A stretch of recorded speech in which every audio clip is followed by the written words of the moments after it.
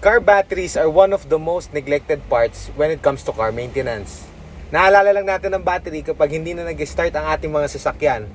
So, a car battery can last up to 2 years or it can last up to 5 years. So, here are some battery maintenance tips to prolong your battery life.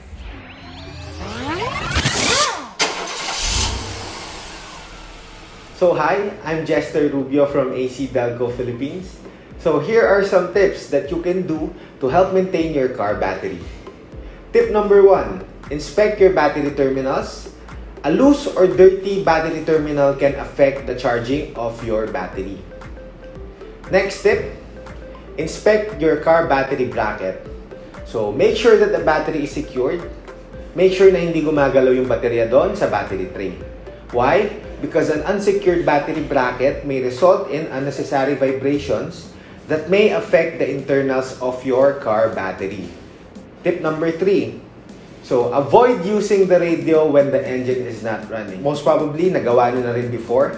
But as much as possible, avoid using the radio when the engine is not running. So, what is the reason for that? So, this is what we call an alternator. So, ang alternator is rotated by the engine. So, si alternator ang nagcha-charge kay battery natin. So, when the engine is not running, the alternator is not also running. So, meaning, lahat ng kuryenteng ginagamit ng radio, ng speakers ng sasakyan natin is coming from the battery alone. So, kapag matagal natin siya ginamit, may possibility na madrain ang ating battery. Tip number 4. So, give ample engine idling time prior to turning off the engine. Ito usually kapag mga short drives tayo or inuusog lang natin sa garahe yung sasakyan. And it also applies kapag hindi natin ginagamit yung sasakyan. So, it is better that we idle the car for like 10 to 15 minutes para ma-recharge yung battery before turning off. Tip number 5. So, hindi lang yung battery natin is yung kailangan nating tutukan.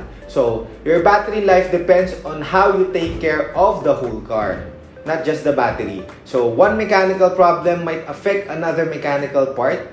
So, it is always better to have your car maintained properly and on time. A car battery won't last forever. So, sabi nga nila, walang forever. But always keep in mind yung date kung kailan nyo pinurchase yung battery, yung date kung kailan nyo pina-install yung battery, and after 2 to 3 years ng service ng battery sa sasakyan ninyo, it is better to have it checked by an authorized ACDelco dealer. And when choosing your car battery, always choose to be certain, always choose ACDelco.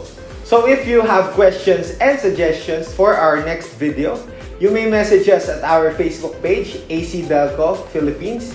You may also message us on our Instagram page, which is ACDelco Philippines. And for more inquiries and to know more about our products, you may visit our website at www.acdelco.ph. Don't forget to like, share, and subscribe to our channel and click the notification bell to get updated. Thank you.